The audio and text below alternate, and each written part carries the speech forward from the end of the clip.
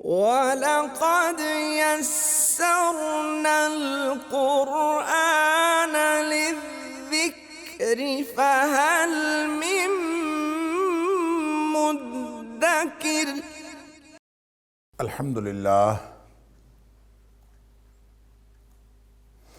الحمدللہ وکفا وسلام علی عبادہ الذین اصطفیٰ۔ اشہد ان لا الہ الا اللہ وحدہ لا شریک لہ واشہد ان محمدا عبدہ ورسولہ صلی اللہ علیہ وآلہ وسلم۔ اللہم صلی علی محمد وعلی آل محمد کما صلیت علی ابراہیم وعلی آل ابراہیم انکا حمید مجید۔ اللہم بارک علی محمد وعلی آل محمد کما بارکت علی ابراہیم وعلی آل ابراہیم انکا حمید مجید۔ اما بعد فاعوذ باللہ السمیع العلیم من الشیطان الرجیم من حمزہ ونفخہ ونفثہ۔ بسم اللہ الرحمن الرحیم۔ یدعو من دون اللہ ما لا یضرہ وما لا ینفعہ ذالک هو الضلال البعید۔ اور وہ پکارتا ہے اللہ کے سوا اس چیز کو جو اس کو نقصان نہیں دے سکتی، وما لا ینفعہ اور اس چیز کو جو اس کو نفع نہیں دے سکتی۔ ذالک هو الضلال البعید، یہی تو دور کی گمراہی ہے۔ آیت نمبر 12 سورۃ الحج، یہاں سے آج کے سبق کا آغاز اللہ کی توفیق سے ہو رہا ہے،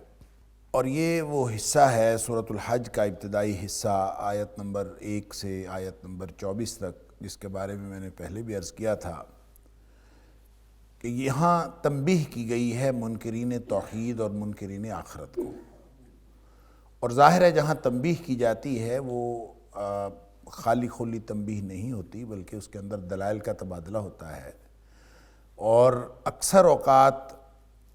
قرآن جو مشرکین کے اور باطل فرقوں کے دلائل کا تذکرہ بھی کرتا ہے اور پھر ان کا بطلان کرتا ہے،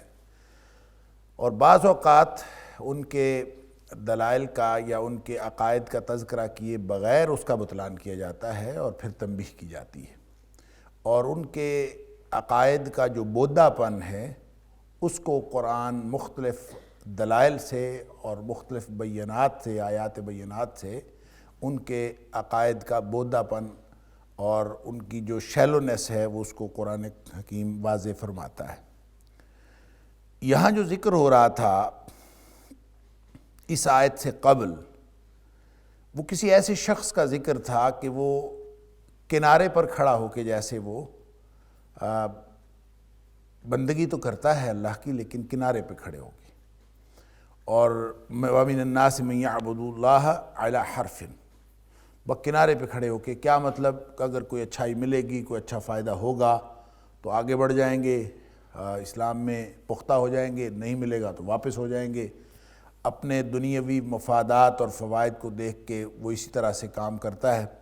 اور اس کے بارے میں قرآن کہتا ہے کہ خسر الدنیا والآخرہ، اس کو دنیا میں بھی خسارہ ہوا، آخرت میں بھی خسارہ ہوا۔ اور ذالک هو الخسران المبین، یہ واضح طور پر خسارہ جس کو دنیا میں بھی گھاٹا ہو، آخرت میں بھی گھاٹا ہو، اس سے بڑا گھاٹا اور کیا ہو سکتا ہے۔ اور ظاہر ہے جب اس نے اس بات کو اسیس کر کے، اس پر تفصیلی بات ہو چکی گزشتہ درس میں، جب کسی نے یہ اسیس کر کے آگے بڑھنا ہے کہ مجھے دنیاوی فائدہ کیا ہوتا ہے تو پھر میں آگے جاؤں گا، تو اس کا مطلب یہ ہے کہ ایمان تو اس کے اعمال کی بنیاد ہے ہی نہیں، ایمان تو اس کا فوکس ہی نہیں، لہٰذا ایمان کا نہ اس کو کوئی، ایمان سے کوئی چیز حاصل ہونی ہے، نہ اس کو کوئی فائدہ ہونا ہے، نہ آخرت کا کوئی فائدہ ہے، کیونکہ اس کا آخرت کا فائدہ اس کے مد نظر نہیں ہے۔ جب مد نظر آخرت کا فائدہ نہیں ہے تو آخرت کے فائدے سے تو دونوں طرف سے اس کو دنیا میں ظاہری طور پر فائدہ ملے یا نہ ملے، آخرت کا فائدہ تو دونوں طرف سے ختم ہو گیا نا، لہٰذا آخرت کے حوالے سے تو وہ خسارے ہی خسارے میں ہے، کیونکہ آخرت اس کے مد نظر نہیں۔ اب رہ گیا دنیا کا فائدہ، اگر اس کو دنیا کا فائدہ ہوا تو پھر تو آگے بڑھ گیا، اور اگر دنیا کا فائدہ نہیں ہوا تو پیچھے ہٹ گیا۔ آگے بڑھنے کی صورت میں کم از کم دنیا کا فائدہ تو ہے نا، ایک فائدہ تو ہے، خسارہ اس کو بھی ہے، آخرت کے حوالے سے وہ بھی خسارے میں، کیونکہ اس کے اعمال کی بنیاد ایمان نہیں، اور جو شخص یہ دیکھ کے پیچھے ہٹ گیا کہ اس کے تو جناب بیوی بچے جو ہیں ان کے اندر برکت نہیں رہی، ان کے مال مویشی میں برکت نہیں رہی، جیسا کہ میں نے آپ کے سامنے ایک حدیث رکھی تھی کہ باقاعدہ ابن عباس رضی اللہ تعالیٰ عنہ کی روایت ہے کہ کوئی شخص تھا اس طرح سے، یہ متعین شخص تھا جو آیا اور آ کے وہ مدینے میں رہا، اور اعرابی تھا، اور وہ اس خیال سے آیا تھا کہ اگر تو میرے بیوی بچوں میں برکت ہوگی اور میرے مال مویشی بڑھیں گے اور میری گھوڑی جو ہے وہ زیادہ بچے جننا شروع کر دے گی تو پھر میں ایمان قبول کر لوں گا، اور اگر ایسا کوئی فائدہ مجھے ظاہری طور پر نظر نہ آیا تو میں واپس چلا جاؤں گا۔ یہ متعین شخص ہو یا یہ اعرابیوں کا بالعموم، بعض مفسرین نے لکھا ہے کہ یہ بالعموم اعرابیوں کا طریقہ کار تھا اس وقت بھی، وہ دیکھتے تھے فائدہ ہوگا تو آگے چلیں گے، نہیں تو پیچھے ہٹ جائیں گے، ایسے لوگ تھے۔ تو قرآن کہتا ہے کہ خسرت دنیا والآخرہ، جب وہ پیچھے ہٹا ہے نا تو اس کا مطلب ہے دنیاوی طور پر اس کو خسارہ ہوا ہے جو اس نے معیار بنایا تھا، تو اس معیار کی وجہ سے وہ پیچھے ہٹا ہے، اور وہ معیار کیا تھا؟ دنیا میں خسارہ، تو دنیا میں خسارہ ہوا تو پیچھے ہٹ گیا۔ آخرت کا خسارہ تو پہلے ہی یقینی تھا، کیونکہ اس نے نہ آگے بڑھنے کو نہ پیچھے ہٹنے کو، اس نے آخرت کو تو فوکس ہی نہیں کیا، لہذا آخرت میں تو خسارہ پہلے ہی تھا۔ تو جس کو دنیا میں خسارہ ہوا اور خسارے دیکھ کر وہ پیچھے ہٹا، تو اس کا مطلب ہے نہ دنیا میں اس کو کوئی فائدہ ہوا نہ آخرت میں فائدہ ہوا، تو اس کے بارے میں قرآن کہتا ہے کہ خسرت دنیا والآخرہ، اس کے تو دونوں جہان برباد ہو گئے، کہ یہ دنیاوی طور پر بھی یہ برباد ہو گیا، یہ اس بنیاد پر آگے بڑھا تھا، ابھی واپس ہو گیا ہے، تو اب اس کو کیا، اس میں کیا ملے گا؟ ذالک هو الخسران المبین، اس سے بڑا اور واضح خسارہ کیا ہو سکتا ہے کہ اس کو دنیا میں بھی خسارہ ہو جائے اور آخرت میں بھی۔ یدعو من دون اللہ ما لا یضرہ ما لا ینفعہ، وہ جب پکارتا ہے نا تو وہ ایسی چیزوں کو پکارتا ہے جو اس کو نقصان نہیں دیتی، اور ایسی چیزوں کو پکارتا ہے جو اس کو نفع نہیں دیتی، یعنی اس کے جو ٹارگٹس ہیں اور اس کو پکارنے کے اعتبار سے جو بھی اس کے معبود ہیں جن کو وہ پکارتا ہے، جن سے وہ امید رکھتا ہے، اس میں ایسا نہیں ہے کہ کوئی ایسی چیز ہے جو فائدہ نہیں دے سکتی، یا نہ فائدہ دے سکتی ہے نہ نقصان دے سکتی ہے۔ قرآن نے یہاں پہ یہ نہیں فرمایا کہ وہ ایسی چیزوں کو پکارتا ہے جو نہ فائدہ دے سکتی ہے نہ نقصان دے سکتی ہے، ایسا نہیں ہے۔ وہ تو ہر چیز ایسی ہے، جب آپ خالق کو چھوڑ کر مخلوق میں سے کسی کو معیار بناؤ گے تو مخلوق کے ہاتھ میں کچھ بھی نہیں ہے، یہ نہ فائدہ دے سکتی ہے نہ نقصان دے سکتی ہے۔ وہ تو ہر جو من دون اللہ ہے، اللہ کے علاوہ جس کو بھی پکارا جائے گا، اس کے بارے میں یہ تعریف صادق آتی ہے کہ وہ نہ نفع دے سکتی ہے نہ نقصان دے سکتی ہے، اور قرآن نے جگہ جگہ یہی فرمایا، لا ینفع ولا یضرہ، لا ینفع ولا یضرہ، یہاں یہ نہیں فرمایا، یہاں یہ فرمایا ہے کہ ما لا یضرہ وما لا ینفعہ۔ اس کے فوکسز دو ہیں، دو فوکس ہیں اس کے، ایک نقصان سے بچنے کے لیے اور ایک فوکس ہے اس کا فائدے کو حاصل کرنے کے لیے۔ نقصان، اب دیکھیں جب آیا تھا کنارے پر وہ بیٹھ کے اس نے تو آبزرو کیا تھا، اور آبزرو کر کے وہ اس کے فوکس بھی تھے، وہ امید بھی رکھتا تھا، تو وہ پکارتا بھی تھا، اور وہ واپس جا کے بھی پکارتا ہے جب وہ کنارے سے پیچھے ہٹ گیا، اللہ کی بندگی سے دستبردار ہو گیا اپنے خسارے کو دیکھ کر، تو وہاں جا کے بھی پکارتا ہے۔ پکارتا کس کو ہے؟ ما لا یضرہ، اس کو پکارتا ہے، اس چیز کو جو اس کو نقصان نہیں دے سکتی، یعنی اس کا خیال یہ ہے کہ یہ جو نقصان ہوا ہے یہ اس وجہ سے ہوا ہے، نقصان اس وجہ سے ہوا ہے، وہ سمجھتا یہ ہے کہ یہ نقصان اس وجہ سے ہوا ہے، نقصان ما لا یضرہ وما لا ینفعہ، جس کو وہ نفع سمجھ رہا ہے وہ نفع بھی نہیں دے سکتی۔ لہٰذا یہاں پہ دو خصوصیات کا ذکر نہیں ہے، یہاں پہ دو الگ الگ اینٹیٹیز کا ذکر ہے۔ جو نقصان نہیں دے سکتی اس کو پکارتا ہے، جو نفع نہیں دے سکتی اس کو پکارتا ہے، اور یہ نفع اور نقصان کا گویا اس نے جو معیار بنایا ہوا ہے، چاہے کسی کے پیچھے وہ چل رہا ہے نقصان سے بچنے کے لیے، اور چاہے کسی کے پیچھے چل رہا ہے فائدہ حاصل کرنے کے لیے، وہ دونوں چیزیں اپنی اپنی جگہ پر نہ وہ نقصان دے سکتی ہے جس کے پیچھے یہ نقصان سے بچنے کے لیے ہے، اور نہ وہ چیز فائدہ دے سکتی ہے جس سے یہ فائدہ حاصل کرنا چاہتا ہے، کیونکہ اس کی کیلکولیشنز ہے نا، یہ کیلکولیشنز کے ساتھ چلتا ہے، تو اپنی کیلکولیشنز میں بھی وہ غلط ہے۔ من دون اللہ، یدعو من دون اللہ، وہ اللہ کے علاوہ پکارتا۔ اللہ کے علاوہ کیا ہے؟ یہ جو من دون اللہ ہے، بعض لوگوں کا خیال یہ ہے اس سے مراد صرف بت ہیں، کہ اس سے مراد صرف مشرکوں کے معبودان باطل، ایسا نہیں ہے۔ ہر وہ چیز من دون اللہ ہے جو اللہ کی ذات کے سوا ہے، وہ من دون اللہ۔ بعض لوگوں نے کہا کہ اب انبیاء تو اللہ کے نبی تو اللہ نے بھیجے ہیں، وہ من دون اللہ کیسے ہو گئے؟ اور اللہ کے جو اولیاء ہیں وہ تو اللہ کے اولیاء ہیں، وہ من دون اللہ کیسے ہو گئے؟ اللہ تعالیٰ نے قرآن میں، ویسے تو مختلف جگہوں پہ اللہ تعالیٰ نے یہ بات واضح کی ہے، اور خاص طور پہ سورۃ المائدہ میں، جہاں اللہ کریم نے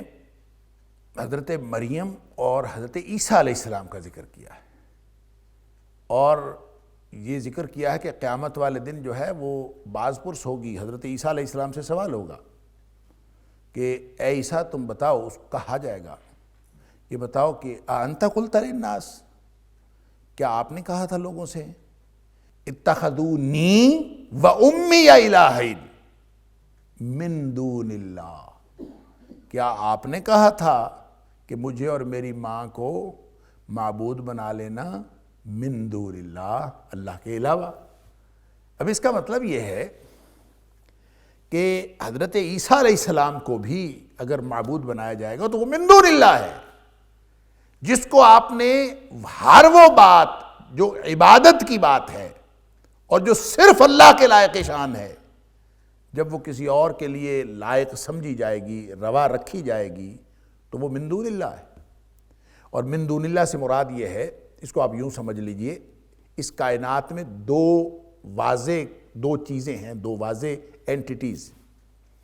ایک خالق ہے، باقی ساری کائنات مخلوق ہے۔ اگر کوئی بھی وجود، بڑے سے بڑا وجود،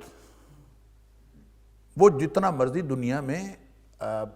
مثال کے طور پر نبی اکرم صلی اللہ علیہ وسلم، نبی اکرم صلی اللہ علیہ وسلم مخلوقات میں سے سب سے اعلیٰ اور بزرگ ہستی، لیکن یہ مخلوقات میں سے ہے،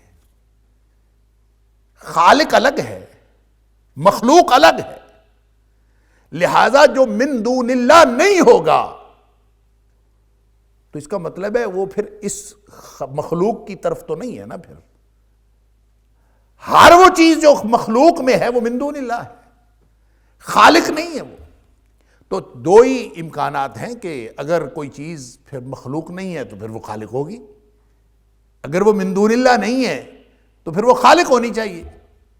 اللہ اکبر۔ تو اگر کسی بھی مخلوق میں سے کسی بھی چیز کا یا کسی بھی ہستی کا اگر تعلق خالق والی سائیڈ پر ہے، اپنے وجود کے اعتبار سے، بات وجود کی ہو رہی ہے، اگر وجود کے اعتبار سے کسی بھی چیز کا تعلق خالق والی سائیڈ پر ہے تو پھر وہ ہم آپ کہیں کہ وہ من دون اللہ نہیں ہے۔ من دون اللہ نہیں ہے صرف اس صورت میں ہو سکتا ہے کہ اگر یہ خالق ہو، نعوذ باللہ من ذالک،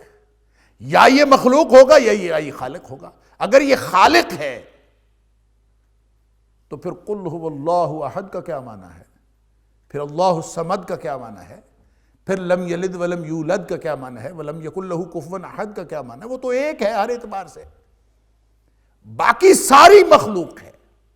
لہذا نبی اکرم صلی اللہ علیہ وآلہ وسلم کائنات کی سب سے بزرگ ہستی وہ مخلوقات میں سے ہے۔ اگر یہ نہ کہا جائے کہ اللہ کے بعد ہیں، اگر یہ فقرے میں شامل نہ ہو کہ نبی اکرم صلی اللہ علیہ وسلم کائنات کی سب سے بزرگ ہستی ہیں، یہ اگر کوئی شخص فقرہ بولتے وقت یہ نہ بھی کہہ سکے، بھول جانے کی وجہ سے یا کسی اور وجہ سے، اگر وہ یہ نہ بھی کہہ سکے کہ اللہ کے بعد کائنات کی سب سے بزرگ ہستی ہیں، اگر اس کے فقرے میں یہ بات نہ بھی شامل ہو تو بھی نبی اکرم صلی اللہ علیہ وسلم مخلوقات میں سے سب سے اعلیٰ ہستی ہیں، وہ خالق کے علاوہ ہیں، خالق الگ ہے، لہذا خالق کے علاوہ آپ جس کی بھی بات کریں گے وہ مخلوق ہوگا۔ تو تو یدعو من دون اللہ میں پھر بات کلیئر نہیں ہو جاتی؟ وَلَقَدْ يَسَّرْنَا الْقُرْآنَ لِلذِّكْرِ فَهَلْ مِن مُدَّكِرٍ۔ کہ اب اگر اللہ کو چھوڑ کر آپ نے جس کو بھی پکارا وہ من دون اللہ ہے، وہ مخلوق میں سے ہے، مخلوق نے مخلوق کو پکارا تو کیا پکارا؟ وہ نا یہ جو فلسفی ہے نا، یونانی فلسفی، بڑی عجیب دلیلیں دیتے ہیں۔ اللہ اکبر، بڑی بعض اوقات چیزیں جو ہیں سمجھنے میں بہت آسانی ہو جاتی، ویسے تو بڑی اوٹ پٹانگ چیزیں لگتی۔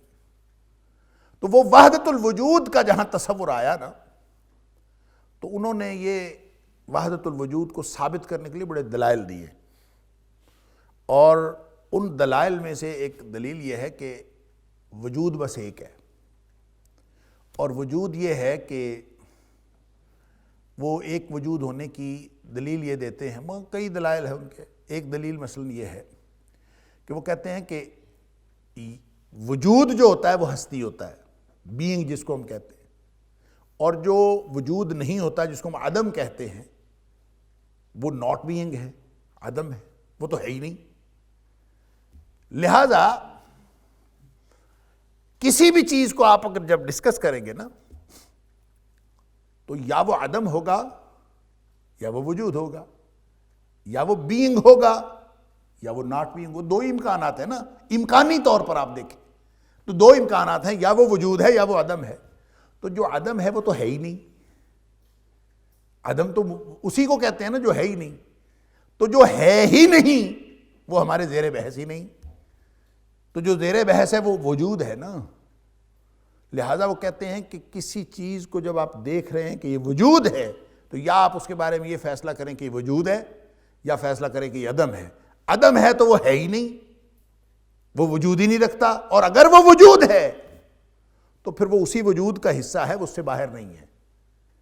وہ کہتے ہیں مثلا ہستی ہے، پھر اس کے ہستی اور نیستی، اس کو انہوں نے آپس میں مقابلہ کیا بینگ اور ناٹ بینگ کا۔ تو وہ کہتے ہیں پھر وہ ہستی جو ہے وہ ناقابل تقسیم بھی ہے، وہ ناقابل تغیر بھی ہے، وہ وجود بس ایک ہی ہے۔ کیوں؟ وہ کہتے ہیں کہ اگر ہستی نے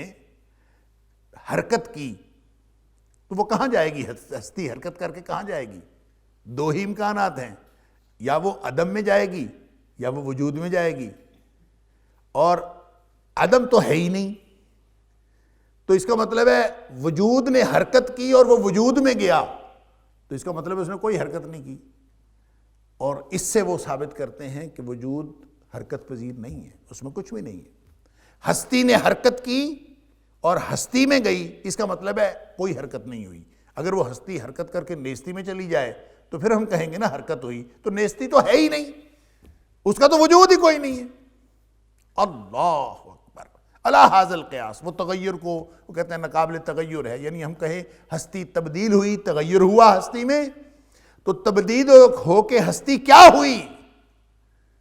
ہستی تغیر پذیر ہو کے، تبدیل ہو کے ہستی کیا بنی؟ دو امکانات ہیں، یا تو وہ نیستی بنی یا وہ ہستی بنی۔ نیستی ہے ہی نہیں، وجود ہی نہیں رکھتی، تو اس کا مطلب ہے ہستی تبدیل ہو کر ہستی بنی۔ اگر ایک چیز جب تبدیلی سے پہلے بھی ہستی تھی اور تبدیل ہو کر بھی ہستی ہوئی تو اس کا مطلب ہے کوئی تبدیلی نہیں ہوئی۔ بات میں اصل میں یہ کر رہا تھا کہ مخلوق مخلوق سے مانگے تو اس میں کوئی خالق نہیں ہے۔ قرآن یہی تو بار بار کہتا ہے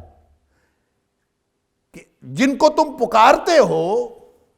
انہوں نے کوئی چیز پیدا کی ہے، خالق ہیں، کوئی حصہ ہے، کوئی خالق کی تخلیق میں کوئی حصہ ہے ان کا۔ اللہ،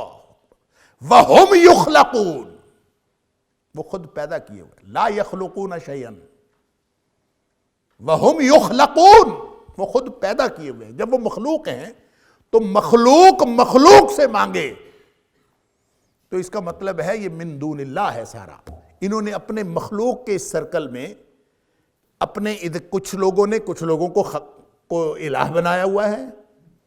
کوئی کسی کو پکارے، کوئی کسی کو بڑا سمجھے، کسی کو چھوٹا سمجھے، یہ سب مخلوق کا معاملہ ہے، خالق کے ساتھ اس کا کوئی تعلق نہیں ہے۔ اور خالق اور مخلوق کا فرق کتنا ہے، بڑائی کا کتنا فرق ہے، کبریائی کا کتنا فرق ہے، اور اس کی ذات کا اور اس کے مقابلے میں اس پوری مخلوقات کا کتنا فرق ہے، یہ اگر کسی کے ذہن میں رہے اور یہ تازہ رہے تو یہ سوال ہی پیدا نہیں ہوتا کبھی کسی شخص کے دل میں خیال بھی آئے کہ میں مخلوق کو پکاروں۔ مخلوق کی حیثیت، پوری کائنات کی حیثیت، نبی کریم صلی اللہ علیہ وسلم نے فرمایا یہ جو ساتوں آسمان، ساتوں زمینیں، جتنا کچھ، اس سب کی حیثیت اللہ کے عرش کے مقابلے میں ایسے ہے جیسے کوئی لق و دق صحرا ہو جس کی لمبائی چوڑائی کا کوئی اندازہ نہ ہو، اور اس کے اندر ایک حلقہ پڑا ہوا ہو، ایک چھلا پڑا ہوا ہو، تو جو اس حلقے کی چھوٹی سی انگوٹھی کی حیثیت ہے اس لق و دق صحرا کے اندر، وہی اس ساری کائنات کی حیثیت اللہ کے عرش کے مقابلے میں۔ اور یہ بھی اللہ کے عرش کے مقابلے میں ہے جس کو ہم سمجھ ہی نہیں سکتے۔ اللہ کی ذات کتنی بڑی ہے، وہ تو ہمارے حد ادراک سے باہر ہے، حالانکہ اللہ کے عرش کی لمبائی چوڑائی بھی ہمارے حد ادراک سے باہر ہے۔ تو اتنی سی کائنات، یہ اتنا سا کہنا اللہ کے مقابلے میں، خالق کے مقابلے میں اتنا سا کہنا بھی یہ گویا کوئی حیثیت نہیں رکھتا۔ تو وہ اتنی سی کائنات میں مخلوقات ہیں، وہ اپنے میں سے کسی کو پکارتے ہیں، کسی کو نہیں پکارتے، اور وہ اللہ کی ذات، اللہ اکبر، وسع کرسیہ السماوات والارض، اللہ اکبر، ولا یؤودہ حفظہما وہو العلی العظیم۔ جو یعنی وہ ہنستا ہوگا نا مالک، وہ تو حلم اور بردبار وہ حلم رکھنے والا حلیم ہے اور بردبار ہے، وگرنہ تو وہ عذاب نازل کر دے بھی، اتنی سی میں نے مخلوق بنائی، اس میں سے تمہارا وجود کیا ہے کہ جو ایک دوسرے کو پکارنے لگے ہو، ایک دوسرے کو الہ بنانے لگے ہو، آپس میں ایک دوسرے کو پکارنے لگے ہو۔ میں نے تو مخلوق بنائی ہے کہ میری بندگی کرو۔ الذی خلقکم والذین من یا ایھا الناس اعبدوا ربکم الذی خلقکم والذین من قبلکم لعلکم تتقون۔ اس نے تو مخلوق بنائی اس لیے ہے کہ یہ خالق کی بندگی کریں۔ اب یہ مخلوق آپس میں ایک دوسرے کو، خالق مخلوق یہ آپس میں الہ اور ایک دوسرے کے عابد معبود ہو گئے ہیں، کوئی پکارنے لگا ہے اور کوئی پکارا جانے لگا ہے۔ اس سے بڑا غصے والا معاملہ کیا ہوگا، اللہ کے غضب کو حرکت دینے والا اور معاملہ کیا ہوگا؟ اسی لیے اس نے کہا ہے کہ ان اللہ لا یغفر ان یشرک بہ ویغفر ما دون ذلک۔ شرک اس نے معاف نہیں کرنا، باقی ہر چیز معاف کر دے گا جو اس کو چاہے۔ اللہ اکبر۔ لہذا مخلوق سے مانگے، وہ چاہے امید لگائے کہ یہ مجھے نقصان سے بچائے گی، یا وہ امید لگائے کہ یہ مجھے نفع پہنچائے گی۔ وہ دنیا کا فائدہ ہو بھی، ظاہری طور پر بعض اوقات ہم ایک دوسرے سے فائدہ لیتے ہیں، اور وہ فائدہ ہو بھی تو وہ حقیقت میں فائدہ نہیں ہوتا، وہ نقصان ہوتا ہے۔ تو قرآن کہتا ہے کہ یدعو من دون اللہ ما لا یضرہ وما لا ینفعہ۔ لہذا وہ جو کنارے پہ بندگی کرنے والا ہے نا، وہ واپس آ جاتا ہے، اس کا ٹارگٹ خالق نہیں ہے، وہ خالق کو اصل میں نہیں پکارتا۔ وہ جب آگے بڑھ رہا ہوتا ہے، جب اس کو نفع کی امیدیں ہوتی ہیں، اس وقت بھی اس کا الہ خالق نہیں ہوتا، اور جب وہ پیچھے ہٹ رہا ہوتا ہے نقصان سمجھ کے،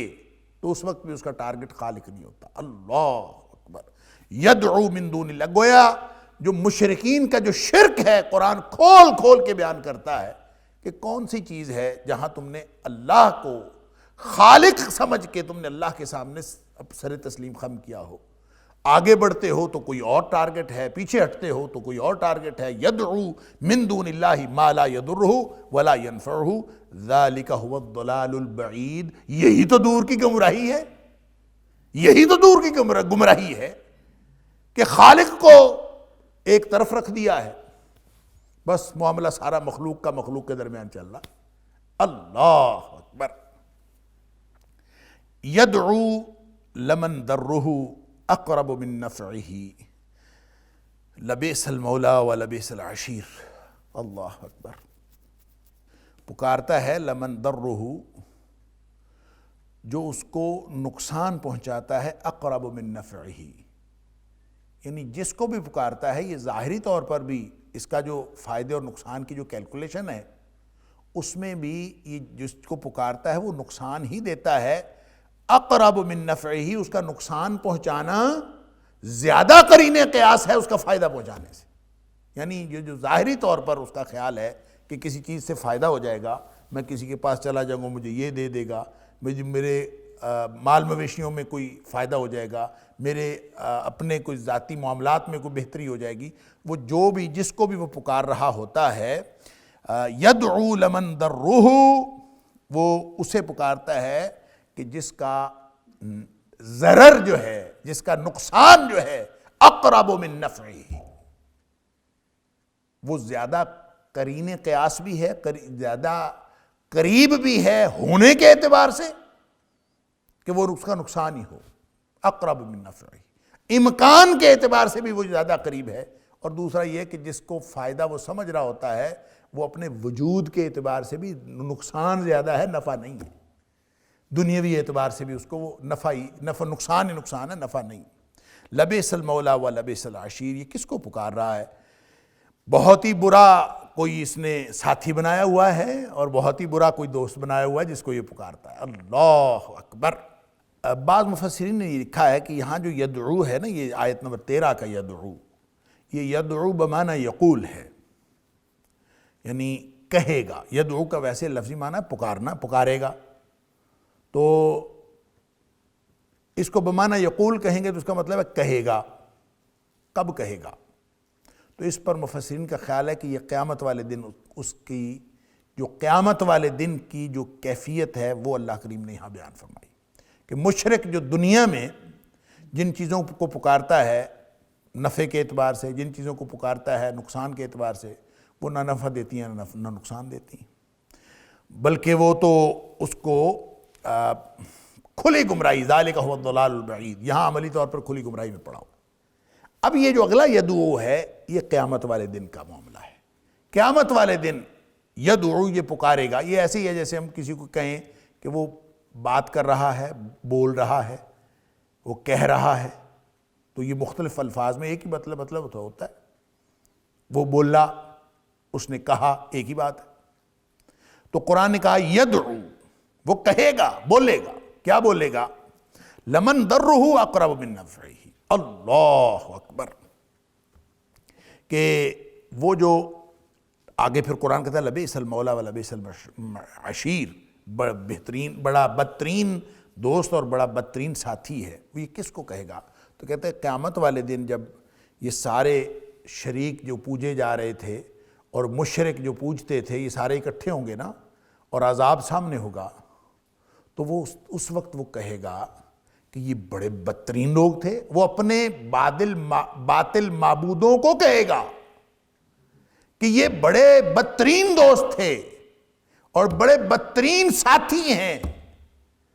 کہ انہوں نے مجھے کبھی کوئی فائدہ تو دیا نہیں، نقصان ہی نقصان ہوا ہے ان کا۔ یدعو لمن درہ اقرب من نفعہ، نہ کبھی دنیا میں اور نہ آج آخرت میں ان کا کوئی فائدے کی تو امید نہیں رہی، ہمیشہ نقصان ہی نقصان ہوا ہے۔ یہ اس وقت کی بات ہے یا دنیا کی بات ہے، حقیقت بہرحال یہی ہے کہ جو اللہ کو چھوڑ کر، خالق کو چھوڑ کر جو مخلوق کو پکارتا ہے وہ کبھی فائدے میں نہیں رہ سکتا۔ اللہ اکبر۔ وَلَقَدْ يَسَّرْنَا الْقُرْآنَ لِلذِّكْرِ فَهَلْ مِن مُدَّكِرٍ۔ ان اللہ یدخل الذین آمنوا،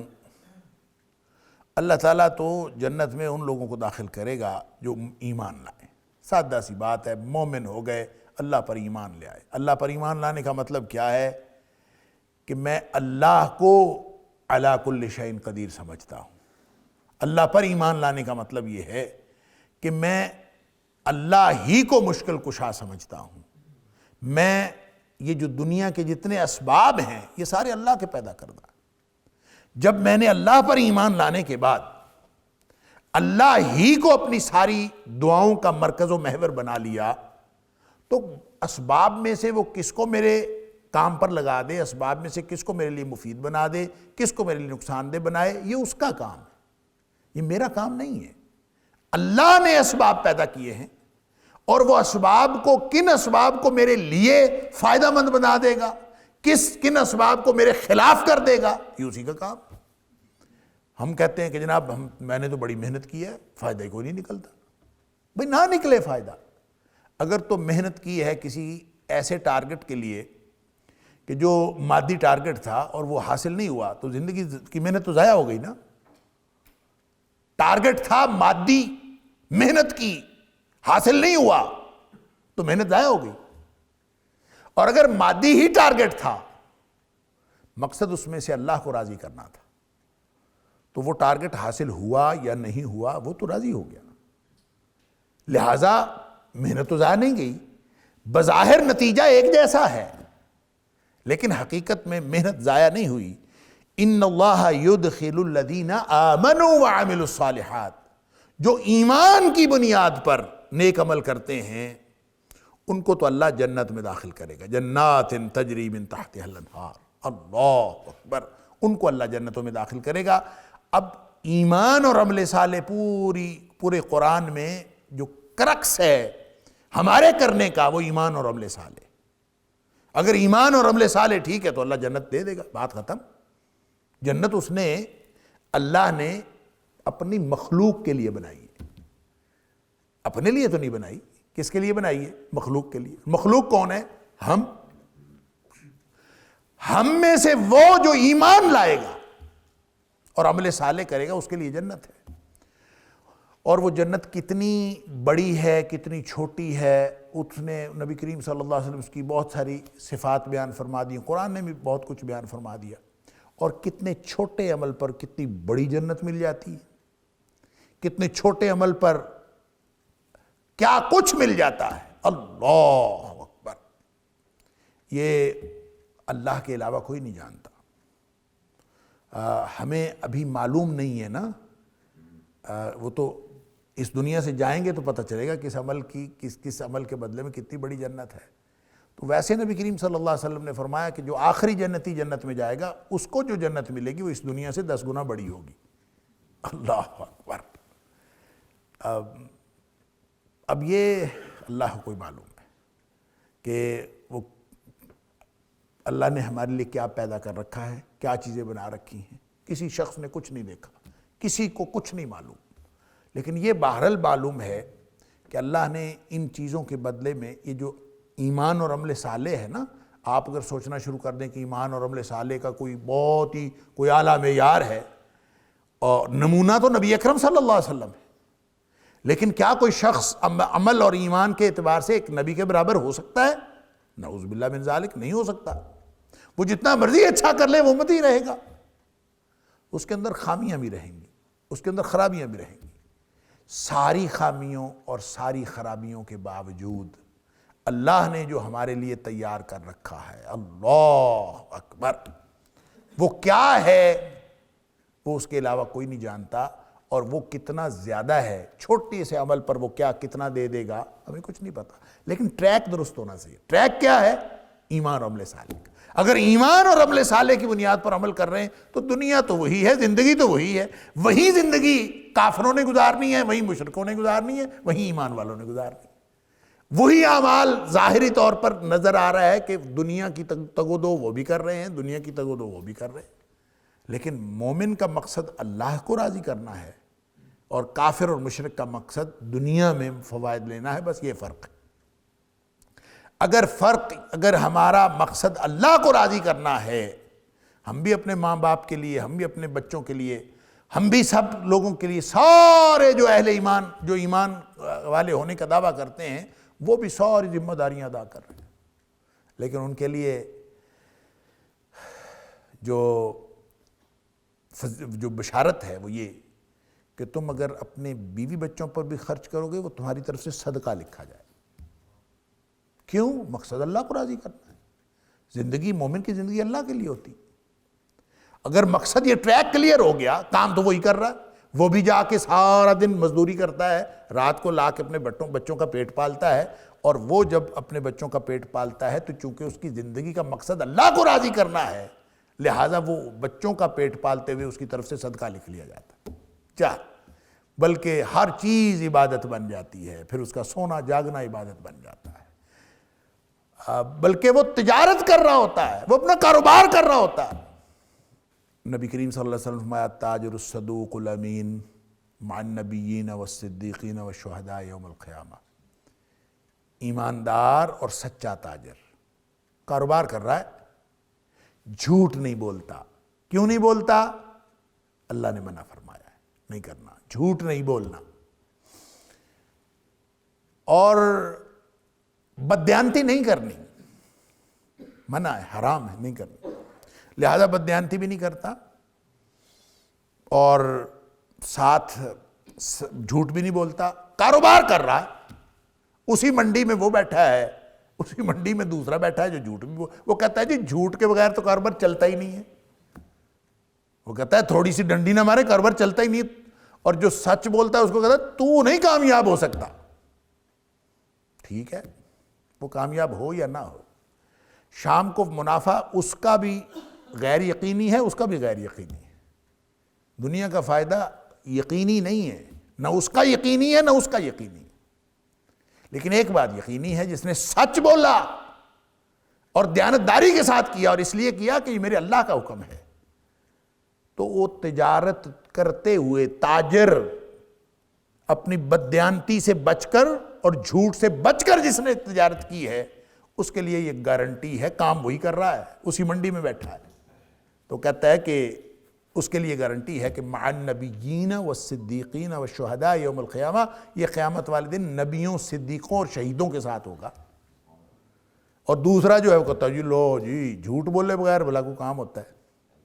بددیانتی کے بغیر بھی بھلا کام، کاروبار نہیں اس طرح سے ہوتے، تیرے جیسا بندہ کاروبار میں کامیاب نہیں ہو سکتا۔ تو اس کے لیے بھی سن لیجئے، نبی کریم صلی اللہ علیہ وسلم فرمایا، ترمذی شریف کی حدیث ہے، صحیح حدیث ہے، آپ نے فرمایا ان التجار هم الفجار، یہ جو کاروباری ہیں نا یہ فجار ہیں سارے، فاسق و فاجر، اور فجار یہ قرآن کی اصطلاح ہے، اور قرآن نے کہا کہ ان الفجار لفی جحیم، یہ فجار سارے جہنمی ہیں۔ نبی پاک صلی اللہ علیہ وسلم فرمائے ان التجار هم الفجار، یہ جو کاروباری ہیں یہی فجار ہیں، گویا یہی جہنمی ہیں۔ اندازہ کریں، وہی کاروباری ہے، وہی کاروبار کر رہا ہے، اسی منڈی میں بیٹھا ہے، وہ دیانتداری کے ساتھ اور سچ کے ساتھ کرتا ہے، تو اس کے بارے میں حکم ہے کہ مع النبیین والصدیقین والشہداء یوم القیامہ، قیامت والے دن نبیوں، صدیقوں اور شہیدوں کے ساتھ۔ کیوں؟ ایمان، اس کا ایمان ہے کہ میں بھائی نہیں بول سکتا، میں جھوٹ نہیں بول سکتا، یہ ایمان ہے۔ اس کو جھوٹ بولنے کو اس کے وقت کوئی دیکھ رہا ہوتا ہے؟ نہیں دیکھ رہا ہوتا، وہ کہتا ہے، یہ وہی بات ہے جو ہمارے بچے کہتے ہیں نا کہ آگے ریڈ لائٹ آ بھی جائے تو آپ ڈرائیونگ کر رہے ہوں تو ریڈ لائٹ آ گئی ہے، آپ نے بریک لگا دی ہے، بچہ کہتا ہے چلیں، بابا کیوں نہیں چلتے؟ آپ کہتے ہیں میں نہیں جا سکتا، آگے ریڈ لائٹ ہے۔ اس کا مطلب یہ ہرگز نہیں ہوتا کہ گاڑی میں پیٹرول ختم ہو گیا ہے، یا گاڑی کے اندر جو ہے وہ انجن کے اندر طاقت ختم ہو، سارا کچھ موجود ہوتا ہے، لیکن قانون یہ ہے کہ اب آپ نے آگے نہیں جانا۔ وہ بات بچہ نہیں سمجھ رہا، آپ سمجھ رہے ہیں، مومن سمجھ رہا ہوتا ہے کہ میں نے آگے نہیں جانا، کافر اور مشرک نہیں سمجھ رہا ہوتا، وہ کہتا ہے کوئی بات نہیں جی، خیر ہے، جا سکتے ہیں، خیر ہے، تو مرے جہاں مرضی جائے۔ نبی پاک صلی اللہ علیہ وسلم نے جب یہ فرمایا نا ان التجار هم الفجار، کاروباری جہنمی ہیں، تو صحابی نے پوچھا کہ الیس قد احل اللہ البیع، اللہ کے رسول صلی اللہ علیہ وسلم، اللہ نے تجارت تو حلال نہیں کی؟ تجارت تو حلال ہے، آپ فرما رہے ہیں سارے تاجر جہنمی ہیں، جہنم میں جائیں گے، تجارت تو حلال ہے۔ تو نبی کریم صلی اللہ علیہ وسلم نے بلا، ہاں حلال تو ہے، لیکن ان کا مسئلہ یہ ہے کہ یحلفون ہم یتحدثون فَيَكْذِبُونَ، یہ بات کرتے ہیں تو جھوٹ بولتے ہیں، یہ ہے مسئلہ ان کا۔ وَيَحْلِفُونَ فَيَأْثَمُونَ، اور قسمیں اٹھا اٹھا کے یہ گناہگار ہو جاتے ہیں، یہ اپنا کاروبار کا بیڑا غرق کرتے ہیں، اپنے عمل کا، خود اپنے اس بے ایمانی کے رویے سے۔ اگر ایمانداری کے ساتھ کر رہے ہوں تو کاروبار میں فائدہ ہوا ہے، نقصان ہوا ہے، وہ میٹر نہیں کرتا، میٹر یہ کرتا ہے کہ ان اللہ یدخل الذین آمنوا وعملوا الصالحات، جنہوں نے ایمان کی بنیاد پر زندگی گزاری اور عمل صالح کرتے رہے، جنات تجری من تحت الانہار، اللہ ان کو جنتوں میں داخل کرے گا جن کے نیچے نہریں جاری ہیں۔ ان اللہ یفعل ما یرید، اللہ جو چاہتا ہے کرتا ہے، اس کو کوئی روکنے والا نہیں، اس کے سارے معاملات اس کو کوئی روکنے والا نہیں ہے۔ مطلب یہ کہ اللہ تعالیٰ عمل صالح کے بغیر بھی کسی کو اٹھا کے جنت میں ڈال دے تو اس کو کوئی روکنے والا تو نہیں، لیکن اس نے قانون بنایا ہے، ان اللہ یدخل الذین آمنوا وعملوا الصالحات، یہ اس نے شرط رکھی، پری ریکوزٹ ہے، میرٹ ہے وہاں جانے کے لیے۔ اگر کسی نے اچیو کر لیا تو جنت میں داخل کر دے گا، نہیں کوئی اچیو کرتا تو ٹھیک ہے، ان اللہ یفعل ما یرید، اللہ تعالیٰ جس طرح چاہتا ہے وہی کرتا ہے۔